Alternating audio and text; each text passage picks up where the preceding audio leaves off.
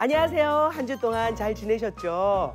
매주 여러분이 달아주시는 이 댓글을 보면서 얼마나 많은 힘을 얻는지 모릅니다. 우리 최복순 씨도 그렇게 성경을 읽다가 시간이 남으면 댓글을 보신다고. 혹시 궁금해서 한번 보면은 좋은 말이 많이 올라옵니다. 그리고 그런 것도 있었어요. 저는 성경을 안 읽었는데 최복순 씨가 그렇게 읽는 걸 보면서 나도 이제 성경을 읽고 싶어요. 이런 것도 있고. 그리고 최복순 씨 예쁘다고 안 해요? 어? 예쁘다고. 이쁘다라는 것도 하나 정도 찾아볼 수 있을 거예요. 정말 이 늙은이가 그런데 댓글을 올마치 하나님께서 은혜 베풀어 주시니까 댓글 보면서 눈물이 막 납니다. 너무 좋아요. 그런데 여러분, 오늘 새 친구가 한 명이 왔는데요. 아름다운 미모와 신앙으로 전국의 수많은 권사님들이 쟤는 내 며느리야, 내 며느리감이야 하면서 탐내고 있는 1등 며느리감. 맑고 청아한 목소리로 하나님을 높여드리는 찬양 사역자 연희엘 씨 오셨습니다. 일단 두 분 인사 나누시고. 네, 연희엘입니다. 새롭게 할 때, 네, 새롭게 할 때 처음 보고 두 번째입니다. 네네네. 반갑습니다. 감사합니다. 저는 궁금한 게 연희엘이란 이름의 뜻이 뭐예요? 저는 원래 본명이 이태연인데 이태연. 태연이의 연희를 조금 귀엽게 발음을 하고 그리고 히브리어로 엘이 하나님이라는 뜻이잖아요. 네네. 태연이의 하나님, 연희의 하나님, 그래서 연희엘로 짓게 되었습니다. 그래서 연희엘이에요? 네. 그럼 우리도 이렇게 합시다. 저도 이 50쇼를 하고 있으니까 련희해서 련희엘 어때요? 련희엘. 너무 잘 어울리세요. 그리고 최복순 씨는 순이잖아, 순이. 그러니까 순이엘 어때? 순이에 좋습니다. 그러면 우리 인사하자. 하나님의 제 순이에요. 연희엘입니다. 저는 연희엘이에요. 우리 연희엘 씨는 50쇼를 보신 적 있으세요? 그럼요. 제가 이제 혼자 읽다 보면 어려운 부분들이 너무 많아요. 그리고 약간 집중이 안 될 때가 있는데 그렇죠. 딱 이 50쇼 보면서 공부를 하면 정신이 바짝 들면서 네. 이렇게 힘이 나는 거예요. 그래서 더 말씀 알고 싶고 더 배우고 싶은 그런 의욕이 생기더라고요. 그래서 50쇼 통해서 제가 많이 배웠어요. 말씀도 너무 잘하시네. 왜냐면은 우리 연희엘 씨는 말씀이 그냥 이렇게 버튼을 딱 누르잖아? 그럼 줄줄줄 나와. 그러니까 소위 말씀 자판기. 이게 정말 쉽지 않은 일인데 대략 몇 개 정도 외우세요? 외운 게 몇 구절인지 제가 외운 적은 없는데 그냥 그때그때 제 마음에 이렇게 감동이 오거나 이 말씀이 내 말씀이었으면 좋겠다라고 생각하는 구절들을 좀 외우게 되는 것 같아요. 그러면 가장 최근에 외운 말씀 최근에는 그거 딱 한번 좀 외워서 읊어주세요.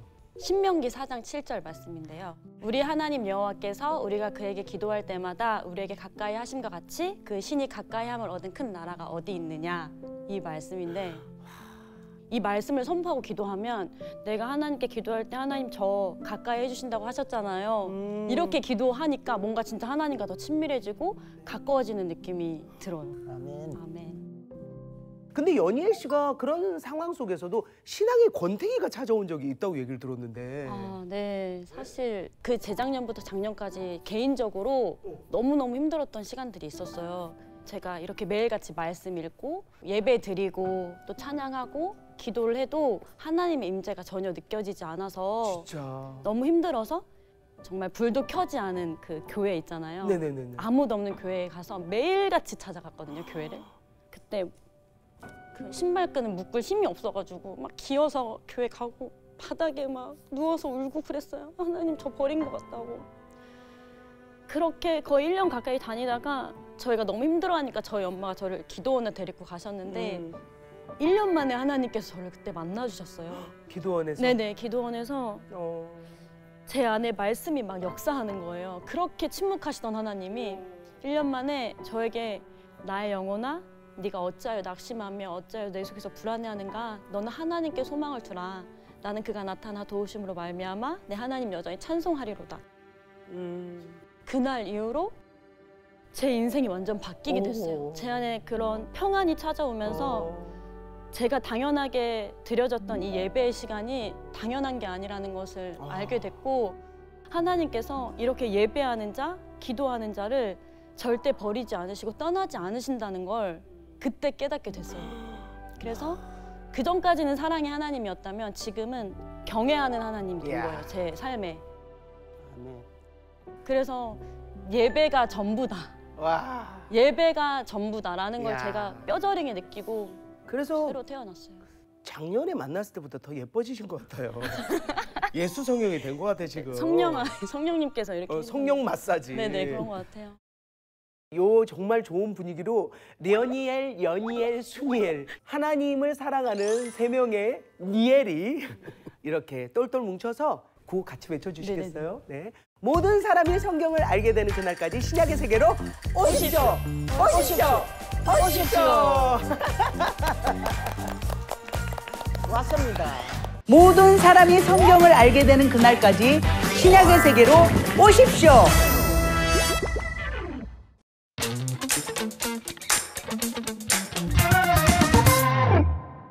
디모데전서부터 갈 겁니다. 디모데전서, 후서로 나눠진 거는 디모데한테 보낸 편지가 앞에 게 있고 뒤에 게 있다라는 거죠. 근데 그 중간에 역사적으로 순서로 보면은 중간에 디도서가 들어갑니다. 디모데전서, 디도서, 디모데 후서는 목회서신이라고 하거든요. 그래서 왜 목회서신이에요? 목회가 뭐예요? 목사님들이 이렇게 교회를 돌보고 하는 일이잖아요. 그러니까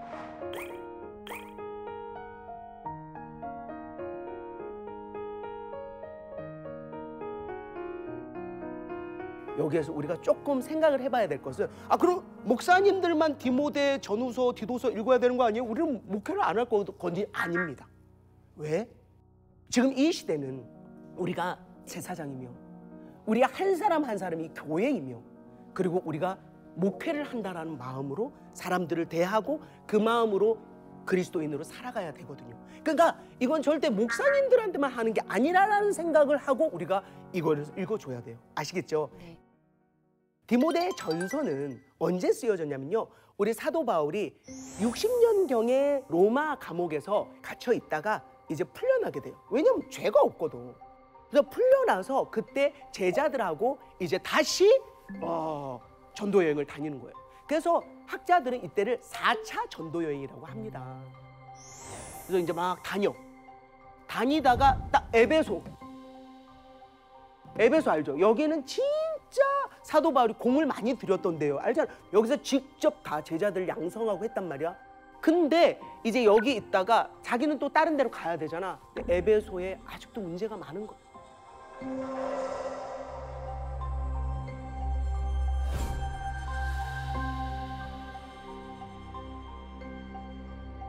그리고 사도 바울은 요 이제 마게도냐 지역 이쪽을 돌고 있는 그 상태예요. 그런데 디모데가 걱정이 되는 거야. 왜냐하면 디모데는 MBTI가 심하게 I거든. 그잖아. 믿음은 강하지만 연이엘도 어떤 때는 정말 많이 울잖아. 네. 그러니까 이 속에서 그 소심한 울보 디모데가 이렇게 목회를 하고 있으니까 얼마나 마음이 아파. 그래서 디모데에게 편지를 보낸 게 디모데 전서입니다. 이제 1장 3절을 보면요. 여기에 왜 디모데가 에베소에 남아야 되는지에 대해서 써 있습니다. 1장 3절을 한번 읽어볼까요? 시작. 내가 마게도냐로 갈 때에 너를 권하여 에베소에 머물라 한 것은 어떤 사람들을 명하여 다른 교훈을 가르치지 말며 신화와 끝없는 족보에 몰두하지 말게라는 것은 뭐냐면 영지주의도 있죠, 이원론도 있죠, 혈통주의도 있죠, 율법주의도 있죠. 막 뒤섞여 있는 거예요. 그러니까 진짜 우리가 이 복음에 그리고 하나님의 말씀에 집중을 해야 되는데 거기에 막 섞여 있으니까 이 믿는 사람들도 헷갈리는 거예요. 그래서 목회를 하고 있는 디모데에게 정확하게 얘기를 해주려고 편지를 쓴 겁니다. 1장 5절을 보면은 이 교훈의 목적은 청결한 마음과 선한 양심과 거짓이 없는 믿음에서 나오는 사랑이거늘 이 교훈은 곧 디모데가 가르쳐 주어야 되는 올바른 복음을 얘기하는 거예요. 그거는 청결한 마음, 그 다음에 선한 양심과 거짓이 없는 믿음에서 나오는 사랑이다. 근데 사람들이 그것에 벗어나서 율법 한다. 율법. 아직도 율법 하는 거야. 그러니까 이거야. 믿기는 하지만 율법도 지켜야지. 이게 몸에 배가지고. 근데 율법 좋지. 그러면서 얘기하는 게 뭐냐면 but 그러나 율법은 그 뒤에 나와요. 그거를 한번 같이 읽어볼까? 이거 살벌한데. 9절부터 한번 읽어볼까요? 9절부터. 알 것은 이것이니 율법은 옳은 사람을 위하여 세운 것이 아니요. 그럼 뭘까? 오직 불법한 자와 복종하지 아니하는 자와 경건하지 아니한 자와 죄인과 거룩하지 아니한 자와 망령된 자와 아버지를 죽이는 자와 어머니를 죽이는 자와 살인하는 자며 음행하는 자와 남색하는 자와 인신매매를 하는 자와 거짓말하는 자와 거짓 맹세하는 자와 기타 바른 교훈을 거스르는 자를 위함이니 이 교훈은 그러니까 아까 말한 그 올바른 교훈은 내게 맡기신 바 복되신 하나님의 영광의 복음을 따릅니다. 그래 디모데야 율법 하는 사람들한테 얘기해 줘라. 죄를 범하고 불법을 하고 이런 사람들한테 필요하지. 예수 그리스도 이름을 기도하면 끝나는데 이렇게 가르쳐 줘라라고 정확하게 이야기를 하는 거예요. 그리고 나서 이제 1장 12절부터 20절을 보면 바울을 향한 주님의 그 크신 은혜를 또 브리핑합니다. 바울이 주께 감사하는 것은 뭐냐면 직분을 맡긴 겁니다. 어떤 직분이냐? 바울이 전에 예수 믿는 자를 잡아서 진짜 죽이기까지 했잖아요. 그런데 그렇게 비방하고 박해를 한 바울에게 하나님이 긍휼하게 대하셔서 믿음과 사랑과 함께 넘치도록 풍성하게 하셨다. 그래서 15절을 보면 미쁘다. 이 미쁘다라는 말이 되게 많이 나오거든. 근데 미쁘다가 모두 똑같은 뜻은 아닙니다. 여기에서의 미쁘다는 피스토스라는 헬라어인데요. 요거는 충분히 믿을만하고 확실한 겁니다. 그러니까 완곡하게 정확하다는 그렇다 이런 뜻이죠. 모든 사람이 받을 만한 이 말이요. 그러니까 복음은 모든 사람이 진심으로 받아들여져야 하고 받아들일 수 있다라는 거죠. 그리고 이 말을 고백합니다. 15절 세상에 임하셨다 하였도다. 뒤에 한번 읽어볼게요. 시작. 죄인 중에 내가 괴순이라.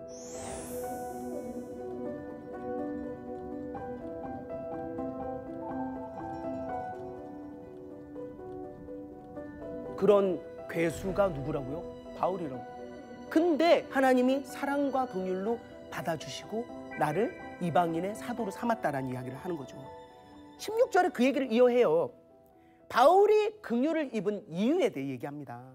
예수 그리스도께서 바울에게 오래 참으셨어. 얼마나 참았어. 그죠? 그 후에 주를 믿어 영생을 얻으려는 자의 본이 되게 하려 하십니다. 이 말이 완전히 내가 이번에 디모데 전서를 준비하면서 너무 감동됐어. 난 예수쟁이를 미워했거든요. 엄마도 마찬가지였어요. 그런데 하나님이 오래오래 참아주셨어요. 다른 종교 믿고 하나님 믿는 사람들 연락도 안 하고 나는 교회도 쳐다보지 않고 비행기 타고 오면서 여기가 무슨 무덤이야, 왜 이렇게 십자가가 많아, 왜 이렇게 뻘게 했던 나를 오래 기다려주시고 그리고 하나님을 믿으려는 사람들의 본이 되게 하셔서 어제도 그제도 간증자로 세우시고 아무것도 할 수 없는 사람인데 브리핑을 하게 하시잖아요. 이 얘기가 제 얘기더라고요. 마치 사도 바울이 조모대한테 쓴 것 같아요. 그리고 나 막 이거 하면서 막 울었어. 자, 17절은 우리가 함께 읽어보도록 하겠습니다. 시작. 영원하신 왕 곧 썩지 아니하고 보이지 아니하고 홀로 하나이신 하나님께 존귀와 영광이 영원 무궁하도록 있을지어다. 아멘이라고.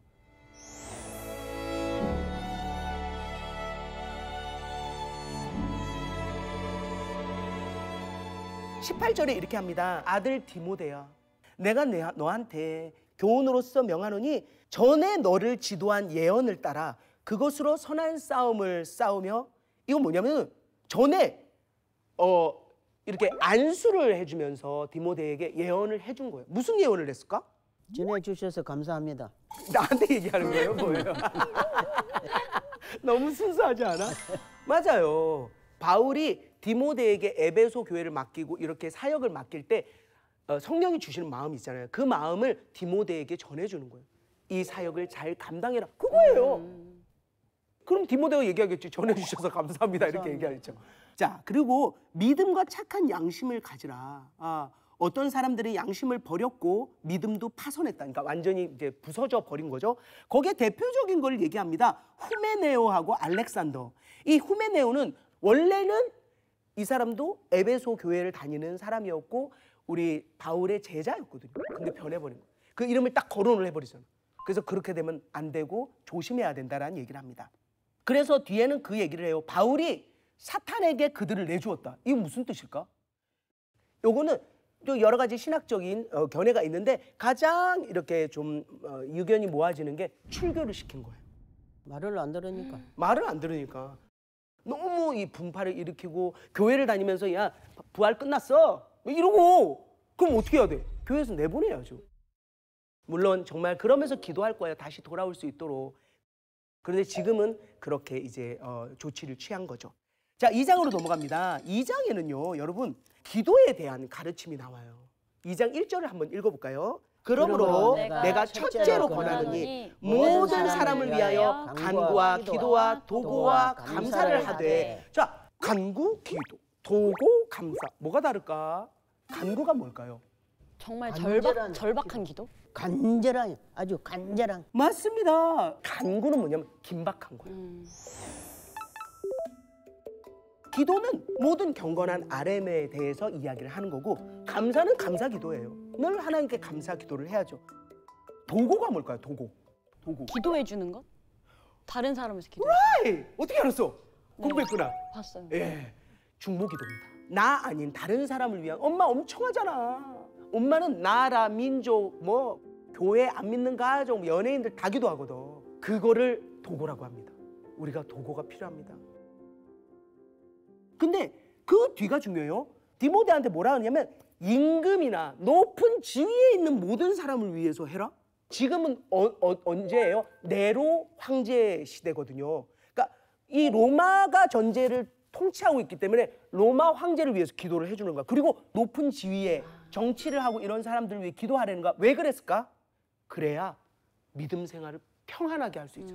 자, 전쟁 중이야. 지금 막 폭탄이 날라오고 해. 나라가 막 맨날 막 사람들 죽이고 해. 기도할 수 있어 없어? 그래서 그 이야기를 하는 거예요. 자, 그래야 여기 나오잖아.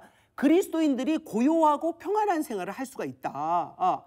2장 3절을 보면 이것이 우리 구주 하나님 앞에 선하고 받으실 만한 것이니 하나님은 모든 사람이 구원을 받으며 진리를 아는 데 이르기를 원하시느니라. 야, 모든 사람입니다.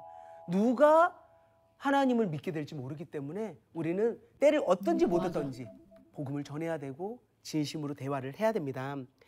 그 다음에 2장 5절이 너무 중요합니다. 같이 한번 읽어볼까요? 시작. 하나님은 한 분이시요 또 하나님과 사람 사이에 중보자도 한 분이시니 곧 사람이신 그리스도 예수라. 아멘. 예수님이 우리의 중보자가 되어주세요.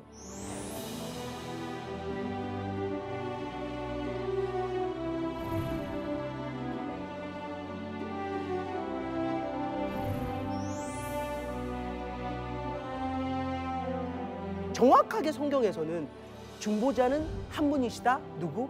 지저스 크라이스트. 예수님 뿐입니다. 아시겠죠? 아멘? 야, 이거는 진짜 꼭 머릿속에 넣으셔야 됩니다.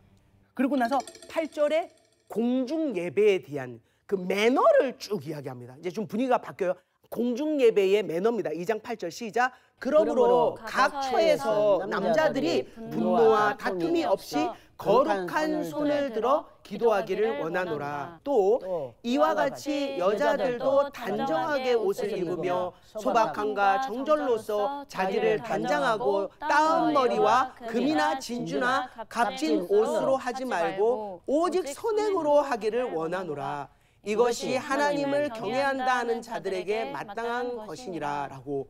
자, 손을 들어 기도하기를 원하노라. 이 행위가 중요할까요? 솔로몬도 손 들고 기도했죠. 그렇죠. 솔로몬도. 그런데 여기에서 우리가 조금 깊게 생각을 해야 될 건 이 행위가 중요하다는 걸 얘기한 건 아닙니다. 그런데 뭐예요? 이 앞에 분노와 다툼이 없이 거룩한 손으로. 그러니까 누구를 때렸어요. 에이씨, 진짜. 때렸어. 그리고 교회 왔어. 할렐루야. 할렐루야. 이러면 안 된다. 이 말입니다. 그래서 먼저 형제와 화해하고 그리고 성전으로 오라는 얘기가 있거든. 그러니까 내 마음에 분노가 그렇게 그리고 주일 예배 왔어. 그래서 내 주를 가까이 계시지 않아요. 멀리 계세요. 마음이 완악하니까. 그래서 분노와 다툼이 없이 거룩한 손을 들어 기도하기를 원한다. 이 이야기를 한번 묵상해 보시기 바랍니다. 그 다음에 여자들에 대한 거 요거를 조금 오해를 풀어야 돼요. 여기에 뭐라냐면 머리를 따지 말라는 거야. 그럼 지금 머리 닦고 교회 가면은 안 됩니까? 이거는 이 시대에 에베소는 아데미 신전도 아직도 있고 여사제라고 해서 종교의 창기들이 많았어요. 그 사람들이 머리를 닦고 다니고.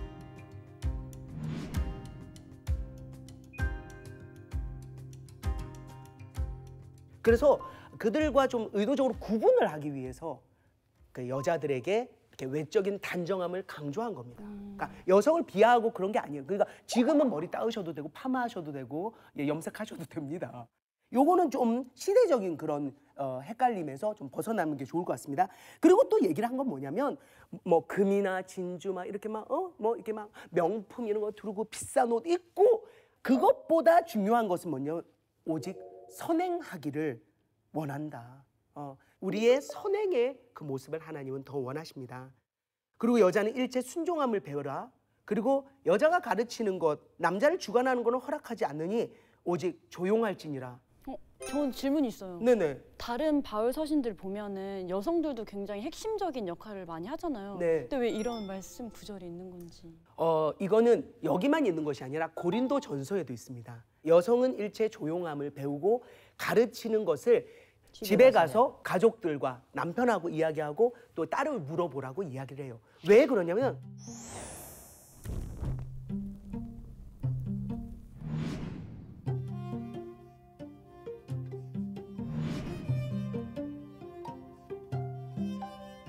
그리고 특히나 이제 여기에 문화적인 거나 여러 걸 보면은 히브리 문화하고 헬라 문화에서는 사실은 또 여자가 이게 가르치는 것은 허락되지 않았어요.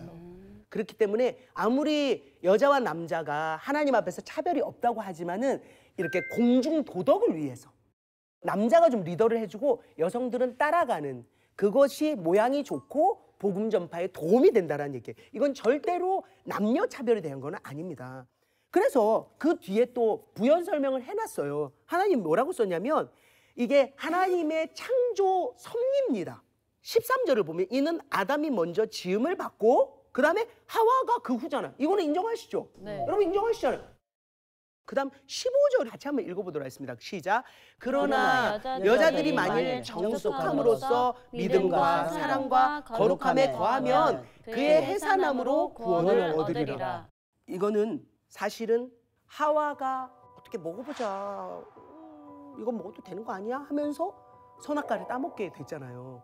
그리고 나서 눈이 밝아져서 우리가 죄를 짓게 되고 원죄가 된 거잖아요.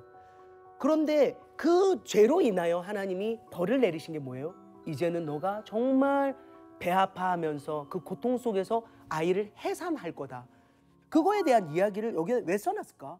그 앞이 중요합니다. 여자들이 만일 정숙함으로써 믿음과 사랑과 거룩함에 거하면, 그러니까 내가 너를 무시해서가 아니라 정말 남자에게 순종하면서 맞습니다 하고 선행을 먼저 하고 이렇게 정숙한 여인으로 거룩함에 거하면 아무리 우리가 죄를 지고 이렇게 원죄가 있어서 해산을 하게 되고 이런 고통이 있지만 그래도 구원함을 얻는다라는 얘기예요. 자, 이제 3장 갑니다. 3장은 뭐냐면 이제 감독에 대해서, 그러니까는 소위 목사 장로들을 이야기하는데, 그러니까 그 감독은 어떻게 해야 되는지 그 조건에 대해서 쭉 이야기를 해요. 3장에는. 근데 너무도 기가 막혀요. 여기 뭐라고 써 있냐면요. 한 아내의 남편이면. 당연한 거 아니에요? 그치. 자, 그다음 볼게요. 절제, 신중, 단정, 나그네를 대접하고 가르치길 잘하고 술을 즐기지 않고 구타하지 않아야 되네. 그 다음 또 기가 막혀. 돈을 사랑하지 않고 집을 잘 다스려 자녀들에게 존경받아야 돼. 그러면서 3장 5절에 뭐라고 써 있는 줄 알아요? 3장 5절 한번 읽어봅시다. 3장 5절. 사람이 자기 집을 다스릴 줄 알지 못하면 어찌 하나님의 교회를 돌보리요. 그러니까 이건 뭐냐면 할렐루야. 네, 감사합니다. 그리고 집에 와서 뭐 하는 거야 지금? 똑바로 안 해? 아버지가 그렇게 하지 말라 그랬지? 당신 뭐야? 이거 설거지 안 해놨어? 이런 거야. 그런 사람을 어떻게 하나님의 일을 맡기냐 이거야. 그래서 교회를 나오던, 집을 들어가던, 집을 밖을 나오던, 누구를 만나든 똑같아야 된다라는 거예요. 하나님이 디모데 전서를 통해서 우리에게 이야기를 합니다. 아멘. 그리고 6절에는 이렇게 써 있어요. 한번 읽어볼까요? 새로 입교한 자도 말지니 교만하여져서 마귀를 정죄하는 그 정죄에 빠질까 하며. 이게 무슨 얘기야? 교회 나온 지 3개월 됐는데 갑자기 그런 장로를 맡기고 안 되잖아요. 그 얘기를 써놓은 거예요. 그래서 새로 입교한 자는 감독이 못 된다. 맡기지도 않아요. 어? 맡기지도 않다. 철저합니다. 안 맡깁니다. 철저합니다. 이 순서가 있기 때문에 갓 들어온 성도님들 조금만 기다려 주시기 바랍니다. 네. 그다음에 이제 7절도 너무 중요해요. 7절 시작. 또한 외인에게서도 선한 증거를 얻은 자라야 할지니 비방과 마귀의 올무에 빠질까 염려하라. 외인이 뭐예요? 안 믿는 사람들. 안 믿는 사람들에게도 선한 증거를 얻은 자라야 감독이 될 수 있다는 거예요. 뭔 얘기냐면 오늘 보이라. 예를 들어 어딜 갔어. 주차장에서 싸워. 에? 지금 차가 지금 박은 거 아니에요? 장난해? 근데 여기 교회 배지가 있어. 이러면 안 된다는 거야. 어디 가도 사람들한테 난 예수 그리스도인이니까 더 예쁘게. 그러세요? 감사합니다. 차를 박으셨네요. 네, 제가 문질러 드릴게요. 뭐 이런 거 있잖아. 하셔야 돼. 오케이? 자, 갑니다. 그 다음 쭉쭉 갈게요. 8절부터 13절은 또 뭐에 대해서 얘기했냐면 교회 집사의 자격이에요. 집사들도 정중하고 한 입으로 두 말 안 하고, 그러니까 절대로 여기에서 얘기했던 거 저기서 딴 얘기 하지 말라 이거예요. 술을 너무 좋아해도 안 되고, 또 술 얘기 나왔네. 부당한 이득을 탐해서도 안 되고, 이거 당연한 거 아니야? 근데 탐했다라는 거지. 그리고 깨끗한 양심에다가 믿음의 비밀을 가진 자라야 돼요. 믿음의 비밀이 뭐야? 우리는 구원을 받지, 예수 그리스도가 있지, 요거. 그리고 다 시험해보고 흠이 없으면 그때 집사 직분을 주라 이거야. 그러니까 집사가 되는 게 하늘의 별 따기인 거예요. 오히려 집을 사는 게 나아. 자, 여자 집사도 정숙하고 11절 남 헐뜯지 말고. 12절을 보면 요건 남자 집사님이 얘기하는 거예요. 남자 집사도 한 아내의 남편이 돼요. 여기 또 나왔어. 감독도 집사도 한 아내가 아닌 사람들이 있었나 봐. 그래서 자녀와 자기 집을 잘 다스리는 자가 집사가 되어야 한다. 집사 직분을 잘 하면 아름다운 지혜와 믿음으로 큰 담대함을 얻는다.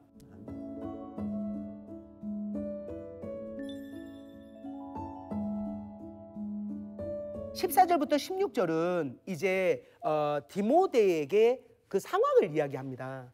뭐냐면 바울이 가기를 바랬어. 에베소에 가서 디모데를 만나러 이제 가고 싶은 거예요. 근데 상황이 안 될 수 있잖아. 그때는 뭐다? 바울이 늦어지면은 디모데가 교회에서 어떻게 해야 되는지, 하나님의 그 집에서 어떻게 해야 되는지를 알려주려고 이 편지를 썼다라는 걸 씁니다. 그리고 16절에 크다 경건의 비밀이요, 예수는 육신으로 나타나신 바 영으로 의롭다 하심을 받고 천사들에게 보이시고 만국에 전파되시고 세상에서 믿음 받으시고 영광 가운데 올려주시다. 아멘. 할렐루야. 이렇게 해서 디모데 전서 1장에서 3장까지를 저희가 이 시간에 다루어 봤습니다. 어떠셨어요?